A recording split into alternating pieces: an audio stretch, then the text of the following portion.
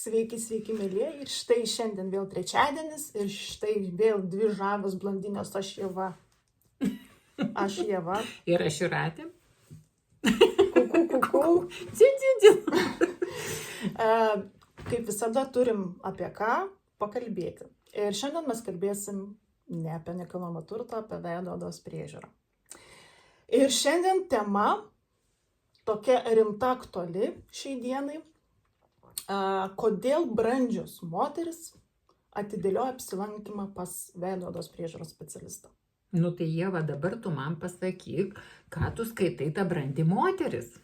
Taip, brandi moteris tai yra jau nuo 40 ir plus. Ja, tu atrodo, klausyk, labai jau anksti ta brandi moteris. Dėja. Bet veidu reikia rūpintis Nuo ankstyvos jaunystės, o sėkmės pradedam nuo 25 metų. Kodėl? Todėl, kad mažėja kolageno kiekis, hialurono kiekis, reikia papildyti atsargas, dėl to, kad oda pradeda glebti, mažiau stangrumo, raukšlėtis, žodžiu, vystame ir vyksta gradacija. Jetau. Ir ką tu dabar, Ieva, pastebi? Tai kodėlgi dabar to brandesnio amžiaus, aš jau brandesnio sakysiu, ne brandaus, brandesnio amžiaus moteris atidėlioja, vengia ateiti pas tave į kabinetą ir gauti tai, ką tu gali joms suteikti? Taip, ką aš pastebiu ir apie ką noriu pakalbėti, ypatingai tendencija yra tokia, kad dažniausiai, kas jums trukdo, tai nėra pasitikėjimo savim. Kodėl nėra? Todėl, kad jos nesitikė gauti rezultato ir jos galvoja, kad jau jos yra per senos ir jų odai jau nebegalima nieko padaryti. Tai čia, žinai, kaip užburtas ratas. Jeigu blogai atrodai, tai ir pasitikėjimo neturi. Čia, žinai, pasitikėjimo savim nėra ir nėra motyvacijos atlikti tom veido odos priežiūros procedūrom, tiksliau, net pradėti ir patikėti šitą darbą veido odos priežiūros specialistui. O dabar, Ieva, klausyk, gal moteris baiminasi tos nuolatinio ėjimo, gal jos įsivaizduoja, kad čia to reikės jau sugaišti laiko, galbūt įsivaizduoja, kad kai kuriais atvejais tai ir skausmingos procedūros. Gal jom atrodo, kad tai brangu, nes reikia eiti ir pastoviai tą daryti. Tai vat kaip tau atrodo, kokios, vat taip, ką tu jauti, kaip kosmetologė, kas galėtų įtakoti, vat kodėl tos moteris atrodo nori būti gražios, bet jos vis tiek atidėlioja kažkuriam tai laikui, supranti, tikėdamosis ko? Aišku, visko būna, tų priežasčių gali būti begalės, bet aišku, pagrindinė priežastis, tai kaip ir minėjau, yra motyvacija ir kaip aš sakau, nurašymas savęs anksčiau laiko. Bet kaip aš propaguoju savo kabinet tokią tvarką, kad ateina pas mane klientė, visada mes sėdam ir kalbam. Visada klausom, ką jinai prieš tai darė, nedarė, ko jinai norėtų, tikėtųsi, kokie lūkesčiai. Ir visada yra atsižvelgiama į tai, ko klientė nori, poreikius ir žinoma, į tai, ką jinai gali mokėti tiek kabinete ir irgi svarbu, kad ir būtų priežiūra namuose. Tai mes sudarom visą tą bendrą planą, randam bendrą kompromisą ir pradedam dirbti, jeigu, aišku, klientė sutinka. Ir ką aš pastebiu, kad kadangi aš dirbu su aparatais, ir mano visas konceptas, filosofija pagrįsta, kad aš visus aparatus kombinuoju, derinu produktus būtent orientuotus į brandžią odą, į problemą. Problema brandžios odos tai yra, kad raukšlės, stangrumo stoka, liftingas, nes glemba oda, odos pačios kokybės gerinimas, nes būna išsausėjusi, dehidratacija, kuperozė, rožė. Tai visa tai yra akcentuojama ir kad pastangų, valios ir noro dėka, suderinus viską, radus kompromisą, bet svarbiausia norėti, vis yra kaupiamas rezultatas. Esmė tik tai yra daryti. Ir niekada kliento nepririšu eiti pas mane kursais, kas dažniausiai būna, nes reikalauja protokolai, rekomendacijos, taigi atsižvelgiam. Esu atradus tokias technikas, metodą, protokolus, kad tikrai nereikia dažno ėjimo, tarkim, kas savaitę ar kas 2 savaitės, užtenka vieno vizito per mėnesį ir kaupiamasis rezultatas jau garantuotas. Reikia tik valios ir pastangų. Aš tai galvoju, reikia tik tai pradėti, nes aš ir turėjau tą situaciją, kai blaškiausi, žinai, kažkokios padrikos procedūros, bet kai tu pamatai tą rezultatą ir tu šiandien Ieva irgi mane žiūri, sakai, dar reikia tą padaryti, dar reikia tą padaryti. Aš turiu tokią nepagydomą ligą, bet jau profesinę ligą, kad aš visada stebiu žmonių veidus ir visada dėl ko man patinka dirbti būtent su tom brandžiom odom ir aš nedirbu su aknės pažeistom odom. Todėl, kad tai yra man kaip menas. Tu modeliuoji, lipdai, atnaujini veidą. Darai kaip meno kūrinį, ne? Tik tai ne piešimo prasme, bet su rankom ir aparatu ir parinktų komponentų, medžiagų pagalba. Nes tu kas kartą atvažiuoji, mes sėdim, klausyk, kavą geriam, jinai žiūri mane, dar žinok, tokią turiu priemonę. Todėl, kad aš esu maksimalistė. Aš niekada nedarysiu minimum, kaip ir gali būti pagal protokolą minimum, taip, nes taip rekomenduoja. Aš visada padarysiu, kiek galima maksimum, netraumuojant ir nepažeidžiant odos. Nes realiai nėra pas mus darbe, pas kosmetologus, taip, kad būtų parašytas šalutinis poveikis. Tam ir esmė, kad tu turi taip dėlioti, kurti protokolus tokius, kad galėtum padaryti maksimum būtent dėl rezultato.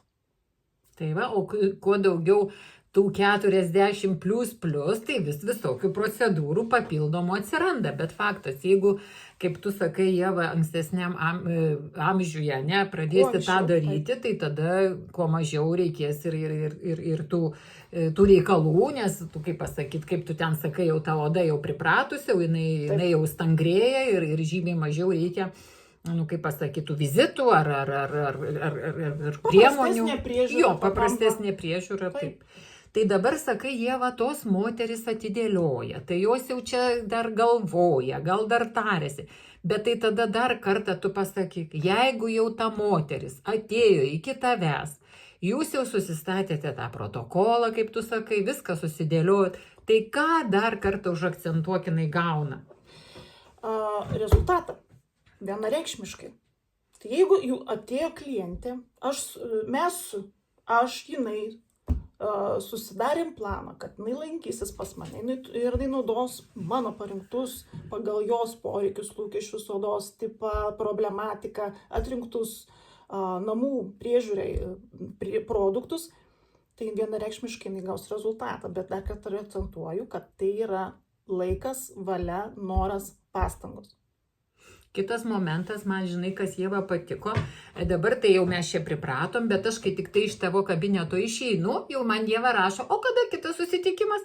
Ir grinai tais įpareigoja, kad, ten, žinai, išeini pro duris ir tikrai pamiršti, visi mes turim savo gyvenimus, savo rutinas, bet Ieva taip sudėlioja, jinai parašo, dabar žiūrėk, 2 datos, tą pasirenki, viskas, pas mane kalendorių, apsilankimas pas Ievą ir viskas, aš jau nieko.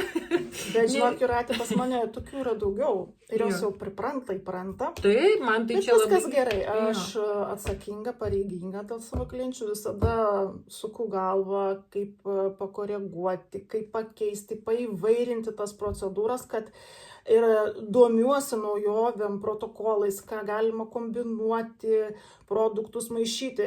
Tai iš tikrųjų tokia net savotiška chemija, medicina, iš tikrųjų labai įdomu, bet tuo pačiu tu pats augini save kaip specialistas, tobulėji, žinių daugiau gauni, plus prie to pačio dar važiuoji į seminarus.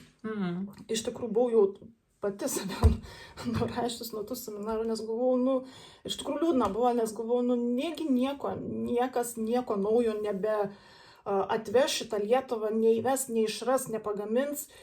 Mano džiaugsmui kažkoks judesys pradėjo vykti, kažkokių vis naujų produktų, protokolų ir štai mane vėl 1, 2, 3 sudomino ir štai aš vėl, kaip ir anksčiau, seminaruose, konferencijose tikrai įdomiom aktualiom temom ir ypatingai brandžiom odom, nes tai yra pagrindas, kad kaip sulėtinti tą senėjimo procesą.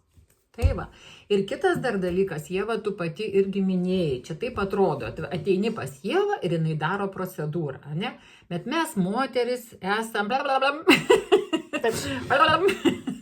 Bet čia iš tikrųjų šitas yra pats svarbiausias momentas, kad klientė, kuri prisiriša jau, patikė tavim, ne tik kaip specialistu, nes jinai jau gauna rezultatą, bet patikė tavim kaip žmogum.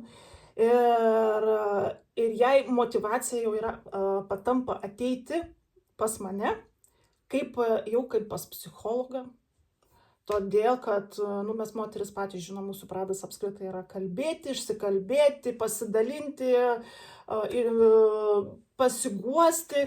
Tai yra esminis momentas, kad daugiau joms reikia to tokio psichologinio palaikymo, kaip moterim, o paskui jau tas rezultatas. Bet kai yra visuma, tai joms tikras malonumas ir paspirties tokios motyvacijos jau nebereikia, nes pats specialistas jau yra kaip motyvacija. Tai pilnai sutinku, nes kai sakoma, gauni kokie 2-3 viename. Ir tikrai... Viską ir tuo pačiu pailsi, atsigauni, išeini kaip nuėjimas.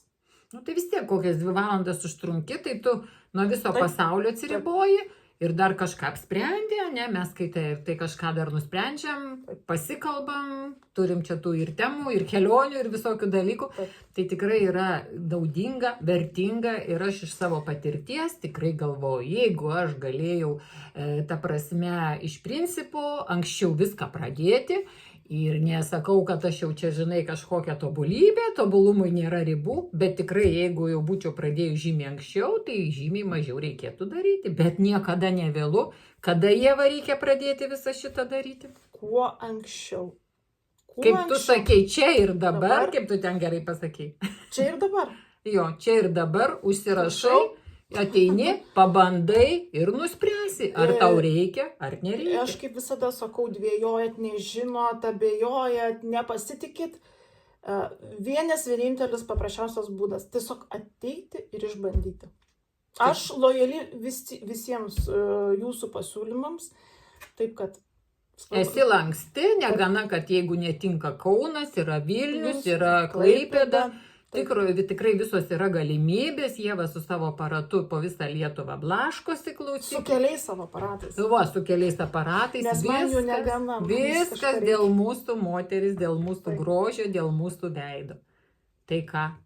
Iki susitikimo pas tave kabinete. Bet prieš pabaigiant turiu labai tokį vieną gerą tokį momentą, kaip paskatinti klientės norėti jau čia ir dabar užsirašyti.